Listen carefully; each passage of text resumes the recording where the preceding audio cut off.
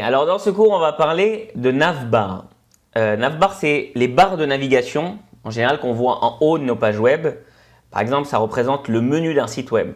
Ok, donc, je vais directement faire avec vous un exemple.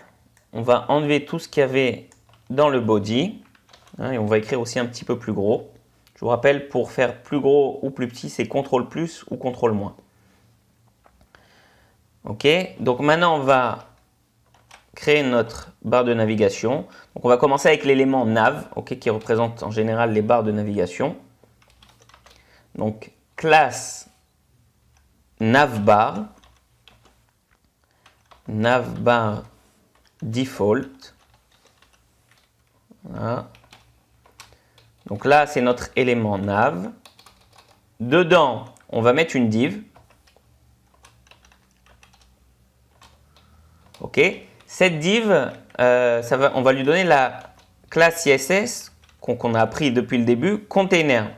Okay, c'est-à-dire qu'elle va prendre, là on peut mettre container ou container fluide. Est-ce que la barre de navigation va prendre toute la largeur du viewport ou elle va prendre la largeur du container interne?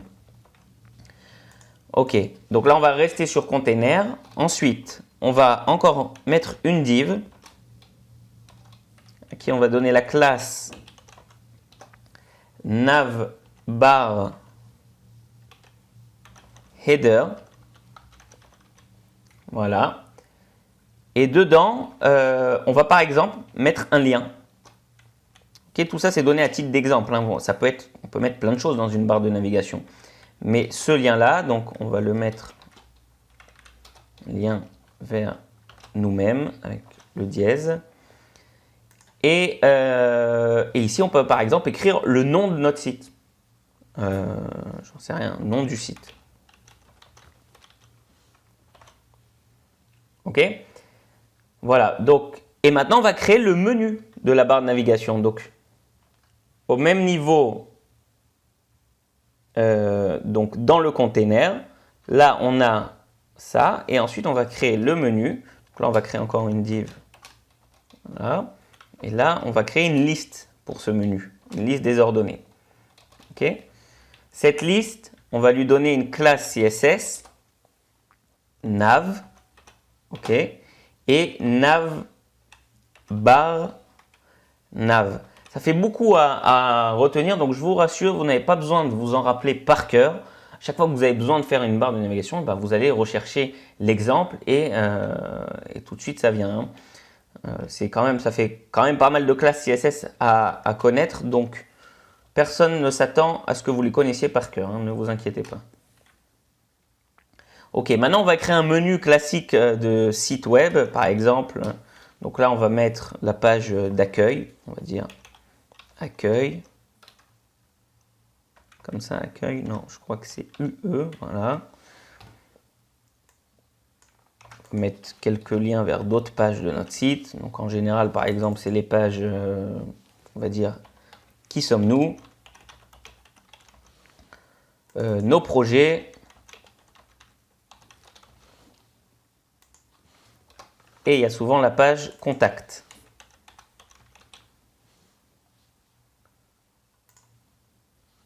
Ok?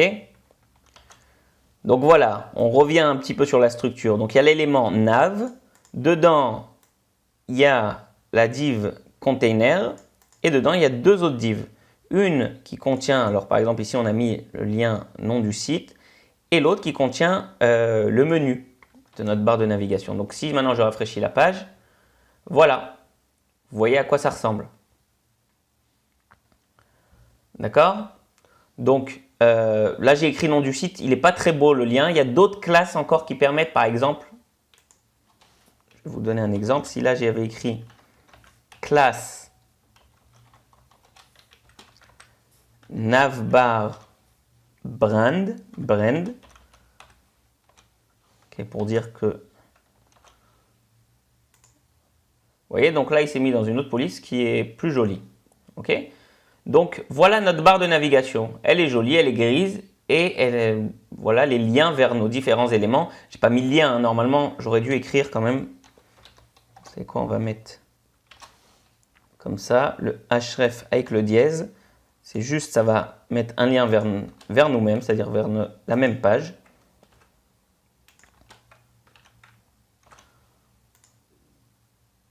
Et voilà. OK? Donc, voilà pour notre barre de navigation. Maintenant, je vais vous montrer plusieurs petites variantes sur cette barre de navigation. Si vous avez vu que là, par exemple, elle est grise. Okay, personne ne nous a demandé si on la veut en gris. Disons que nous, notre site, il est plus dans les tons foncés, ou même qu'il est dans les tons clairs, mais qu'on a envie de faire une barre de navigation foncée. Donc, par exemple, vous pouvez utiliser navbar. Alors, on va le mettre sur l'élément ici.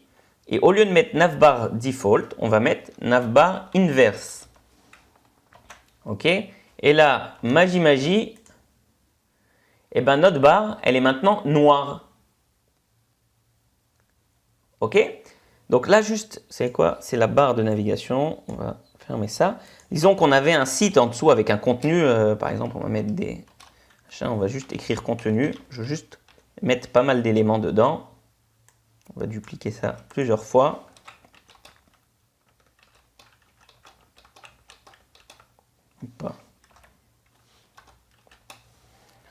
Voilà. Maintenant, on va aller plus vite en faisant tout ça directement.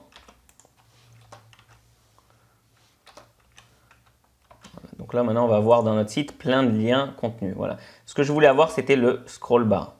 OK? Parce que ce que je veux vous montrer maintenant, vous voyez, c'est que lorsqu'on scroll à l'intérieur de notre site, eh ben, la barre de navigation, elle reste en haut. OK? Maintenant, si on avait voulu, non, qu'elle ne reste pas là-haut, mais qu'elle vienne avec nous, c'est-à-dire que la barre de navigation soit toujours présente à l'écran, on aurait pu utiliser une autre classe CSS qui est navbar fixed. Et là, on peut dire est-ce qu'on la veut fixer en haut de l'écran, en bas de l'écran. Donc là, on va dire par exemple en haut de l'écran. Donc fixed top. OK? Maintenant, je rafraîchis la page. Je vais revenir là-haut. Je rafraîchis la page.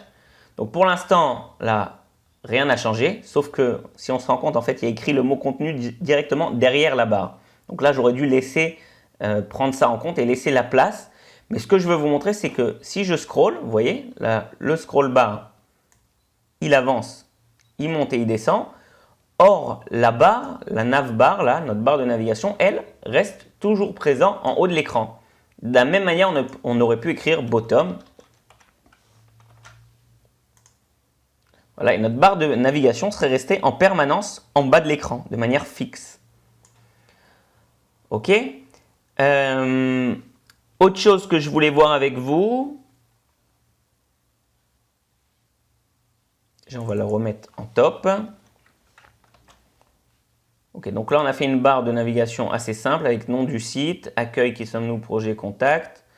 Disons qu'on veut par exemple ici avoir à droite. Ok, là nos éléments ils se sont empilés les uns après les autres par la gauche. Mais disons qu'on veut avoir, imaginez notre site, voilà, notre largeur d'écran elle est bien plus large. Mais j'aurais aimé ici avoir à droite un login qui me permet de me loguer sur mon site. Ou même d'autres éléments, par exemple se connecter et s'enregistrer, disons. Vous savez quoi? C'est l'exemple qu'on va faire ensemble. Donc, comment j'aurais fait ça? Tout simplement, j'aurais rajouté dans cette div-là une autre liste UL. OK. Je lui aurais donné les mêmes classes, mais je lui en aurais rajouté une autre. Et j'aurais écrit, parce que je veux qu'elle se mette par la droite, donc j'aurais écrit navbar right. Cette liste-là, celle-là, elle ira par défaut sur la gauche et celle-là, elle ira par défaut sur la droite. Et maintenant, je vais mettre mes éléments dans ma liste. Donc, de la même manière, on va faire un élément li avec un A. Voilà, href. Et là, par exemple, on va écrire, c'est quoi se connecter, ça fait un peu long. On va mettre juste un login. OK, on va mettre login. Voilà. Et disons qu'on veut un icône, OK, un glyph icône du login. Donc, ça, on peut le faire avec, je vous ai montré dans le cours sur les glyph icônes, avec l'élément span.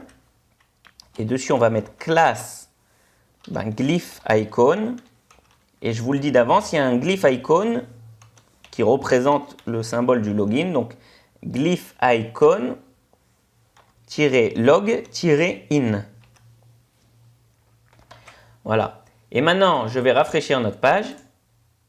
Et voilà le login. Ok, on aurait pu faire un petit espace avec le mot login. Voilà. Et vous voyez maintenant notre login sur la droite.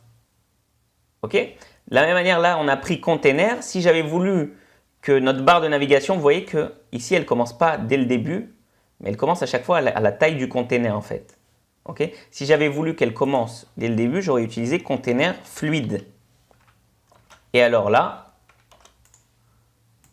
vous voyez, maintenant, elle commence bien à gauche et lui, il commence bien à droite.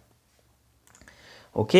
Donc, voilà ce que je voulais vous montrer. Ah, encore une autre chose qui est vraiment très sympa, ok, et qu'on utilisera aussi dans le projet, c'est le fait, bon, je vais vous montrer ce qui correspond plus ou moins à une résolution d'écran d'un téléphone. Ok, voilà, c'est ça. Donc là, on a un problème. Donc déjà, votre barre de navigation ne peut pas se mettre à l'horizontale. Donc ce qui se passe, c'est que nos éléments se mettent les uns après les autres à la verticale. C'est bien qu'ils se mettent à la verticale, mais disons qu'on ne veut pas avoir tout ça sur l'écran en permanence. Non, en général, ce qu'on verra pour les résolutions de téléphone, vous allez voir un petit bouton qui permet d'ouvrir oui ou non le menu de notre site web. Donc, je vais vous montrer comment on peut faire ça directement avec Bootstrap. Donc, tout simplement, on va rajouter quelques éléments. Premier élément qu'on va rajouter, c'est que dans notre header, ici, on va rajouter un bouton, button, donc de type button. Et on va lui donner classe. La classe CSS qu'on va lui donner, c'est navbar toggle. Ok, parce que c'est lui qui sera responsable d'ouvrir ou de fermer le menu. Ok, en parallèle de ça, on va aller rajouter data toggle égale collapse. Ok, et data target. Cette fois-ci, il va lui falloir lui dire, mais attends, tu es responsable d'ouvrir quel menu? Donc, il va falloir qu'on lui dise quel menu. Donc, on va devoir écrire data target. Donc, on va donner, on va l'appeler mon menu, par exemple. OK. Donc, voilà pour notre bouton. Pour ce qu'on va écrire sur ce bouton, en général, souvent, on fait des petites lignes qui montrent le signe d'un menu. Donc, vous pouvez faire ces petites lignes en ajoutant des spans. Encore une fois, vous n'avez pas besoin de retenir par cœur ce que je fais. Chaque fois que vous aurez besoin, vous trouverez l'exemple pour le reproduire. Ok, donc là, par exemple, ça c'est une classe que j'ai rajoutée qui est juste une barre en fait. Donc si on veut faire un menu par exemple avec 3 barres, on va rajouter 3 fois ce span. Attendez, je vais le copier-coller.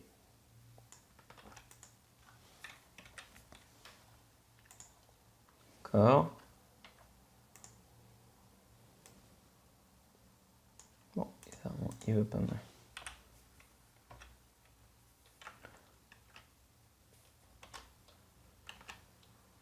Voilà.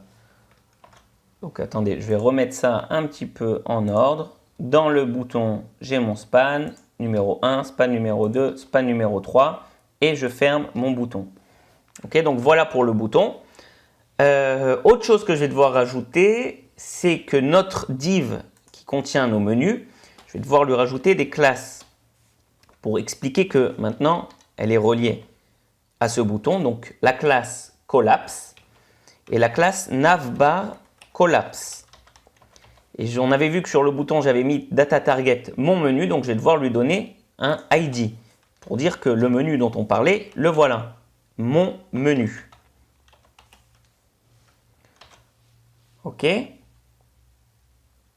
Est-ce que c'est tout? Je crois que c'est tout. Voyons voir, on enregistre, on charge. Donc, bien sûr, dans les résolutions qui sont pas celles du téléphone, c'est-à-dire tablette, et desktop et tout ça, aucun changement. Mais par contre, quand mon viewport va être plus petit, c'est-à-dire qu'il va être plus petit que 768 pixels de largeur, vous voyez, et bien tout de suite, on a notre bouton ici qui s'est mis. Donc ça, on le verra juste sur les smartphones. Vous voyez, et quand je clique sur ce bouton, ça ouvre et ça me ferme le menu. Ok? Donc c'est très joli, très pratique et finalement assez simple à mettre en œuvre.